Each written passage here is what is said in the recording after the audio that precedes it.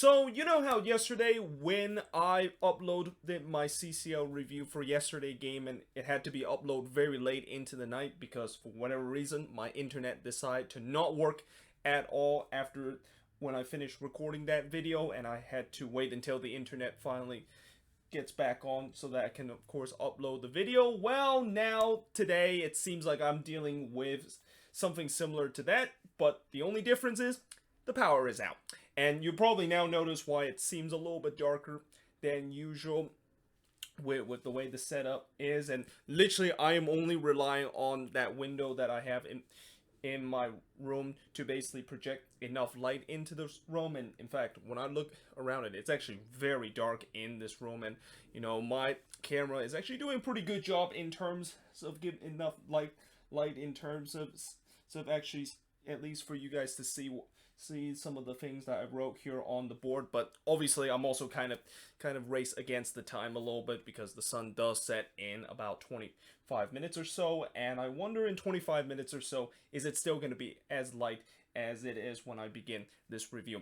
But that being said, let us actually get into both of these games. And for the second day in a row, it's been a pretty good day for MLS team in the CONCACAF Champions League, and in general, it's been a great start for MLS team in the CONCACAF Champions League. We have Toronto with a gutsy performance against Leon and able to go down to Mexico to not only get a draw but also get an away goal. And then we also have this game between the Union versus Saprissa, where the Union was able to win 1-0 against Saprissa in this game, and we will get to talk about what happened at the end of this game, and that whether or not if what happened at the end of this game is going to be carried into the second leg of this match. But first of all, when you look at the starting 11 for the Union, it was a relatively strong starting 11. Only noticeable player that was out for this Union team was Sergio Santos, who picked up a bit of a knock and was not available for this game. But Leon Fleck made his debut for the Union in this game. I thought Fleck had a great debut for the Union. He was really doing a great job in terms of linking up those passes and starting the attack with those link up passes, and that's what you want to ask for your number 6. Now in the first half, Saprissa, I mentioned before how they were a team that was really struggling coming into this game, and I also kind of mentioned how this is not really the Saprissa team that we know from the past couple of years, where we always talk about Saprissa as being the strongest team in Central America. Well, it turns out during the broadcast, when John Strong and Stu Holden kind of mentioned how Saprissa was actually on a 7-game winless run when they were coming into this game. So not only the fact that I knew that Saprissa was not having a good season, but they were actually struggling more than I anticipate that they were. So I really kind of thought that, well, now it looks like maybe the Union are going to be the favorites coming into this game. Although for the first 15 minutes of this game, yeah, it was really tough to watch, and it was a very scrappy start for both of these teams. Obviously for Saprissa, with them coming into this game pretty much with no confidence after they haven't been able to win a game in 7 matches, you kind of expect that they would kind of look a little bit sloppy, and they was. Throughout the entire first half, they were really flat in the attack. But also the Union pretty much suffer what pretty much every single MLS team had to suffer when they play their first game of the season in the CONCACAF Champions League, which is basically had to go through the period to try to get themselves back to competitive edge. But they did get the opening goal in the 33rd minute. It's Casper Shabilko scoring from Bizo to give the Union a 1-0 lead. What a cross that was from Bizo, who found Shabilko, who was left completely open in the box, and he basically made no mistake from that free header to put it into the back net to give the Union a 1-0 lead, and also that would be the lead that they would have heading into halftime. But in the second half, there was a strong start from the Union, though they really need to do a better job in terms of getting someone at the end of some of those wonderful crosses. I mean, I thought Bizo throughout this game, besides that wonderful cross that he of course contributed in the assist and able to find Shabilko, who basically hit that one in to give the Union the only goal up to that point. I thought he was definitely spraying a lot of good crosses into the box. And what was so frustrating is with all these dangerous crosses that was coming in for the Union, there was no Union player that was able to get anywhere close to that, and hence why the Union didn't really had as much chances in this game as we're going to see in when we talk about the stats of this one. But then in the 67th minute, Waston had a big chance to give Saprissa the equalizer, but unfortunately he missed a free header. You know, Kendall Waston, former FC Cincinnati player, you know, I think he probably thought that he maybe was in an offside position because he was literally left wide open in the box, and maybe because of the fact that he was surprised at how open it is, and that he of course maybe think he was in an offside position, he probably maybe did not connect on that header as he wanted to do.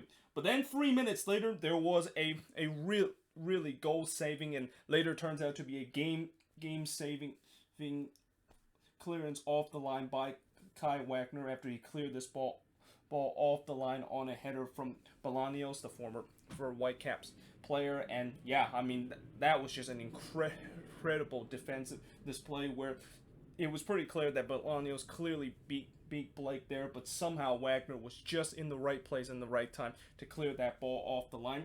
Then there was some tempers start to flare after Real kind of got a yellow card on a retribution foul, and what happened here is basically there was supposed to be a foul against Waston after he kind of took out Shabilko, and obviously there was no foul given that, and the Union player were not happy, and Real basically took that personally and just completely fouled one of the Saprissa player, and that's when kind of the temper started to flare a little bit, although this would be a sign of what would become at the end of this game.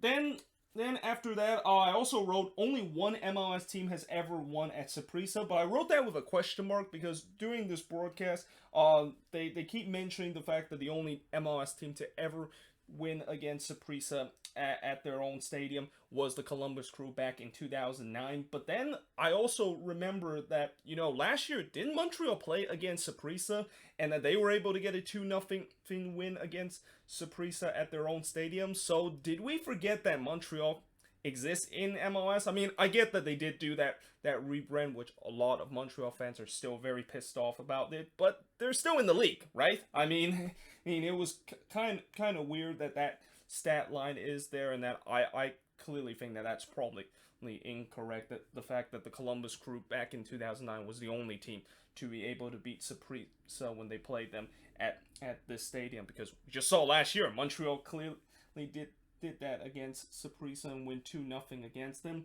But then after that, I also wrote the Union. They were definitely showing signs of fatigue, and you know, I feel like the Union throughout this game, they pretty much show what an MLS team have to deal with when they play their first CONCACAF Champions League game, and also are kind of like in preseason form. They started off slow. They kind of find their feet in the middle of the game, and then once we get into the latter part of this game, that's when the fatigue start to show.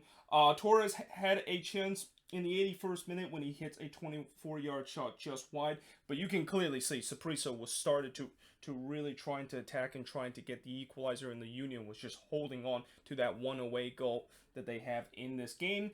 And then in the 94th minute, this is when the talking point of this game happened. And what happened in this play was that both teams basically clashed together after there was a nasty tackle. I think it was Blanco, the one that just completely took out Wagner, and somehow in some way the referee only gave a yellow card on that. And obviously the Union player were absolutely fuming about that call, and also fuming about what Blanco did to Wagner at that play. First of all, I think it was Glesnes that immediately just kind of react and pretty much bumped Blanco on to the floor, and then after that it was pretty much on. Like, both team was really just getting into each other's faces, and ultimately the referee kind of had to really sort things out, and they even sent some of the CONCACAF official to be on the pitch just to kind of calm things down in this game. But ultimately, when the referee basically sorted everything out, I think he dished out like 4 yellow card in that instant, and he was pretty much he was pretty much doing his best Oprah impression and basically saying, "Here, you get a yellow card. You get a yellow card. You get a yellow card. Everybody get a yellow card." And I also find it funny that Stu Holding also kind of said the same thing too. You get a yellow card.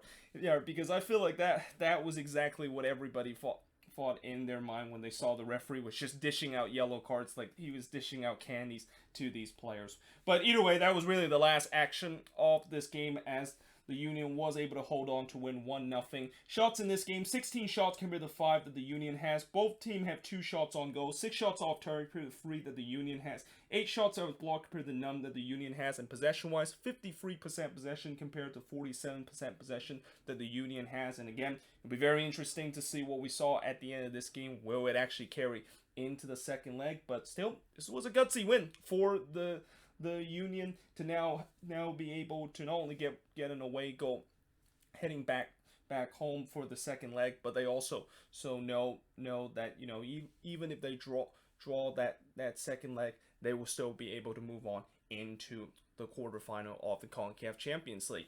But now moving on into the next game is TFC versus Lyon, and I gotta say, what a gutsy performance this was from Toronto. And I think this alongside with Atlanta is probably the most gutsiest performance we've seen an MLS team have done in the CONCACAF Champions League. And, you know, coming into this game, when I heard that there was no Pozuelo in the starting 11, because apparently he did pick up a knock, so he wasn't available on the bench, I thought there was no way Toronto was gonna win. Like, I even said before that I didn't think TFC had a lot of shot against Lyon down in Mexico, but now take away one of, if not the best player that they had, and also the reigning MVP of MLS not available for this game, and you're basically saying this is mission impossible for TFC. And also Bono had to come in for this game because Westberg also was not available in this game because he had some personal issue, and he also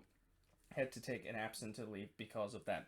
This is also the first CCL game where there actually was fans in the stands, and you know, I did see a couple of Liga MX match for these past couple of weeks, and I did see that they did start to allow fans to be back in the stands. And I always love when there is a game, especially during this time of the pandemic, where there's fans in the stands, because it just feels much better to hear the crowd reaction and the atmosphere when there actually is real fans in the stands, compared to what we have seen in these first 3 CONCACAF Champions League game where there was no fans in attendance, and we have to deal with the annoying sequence of FS1 decided to put fake crowd into this game.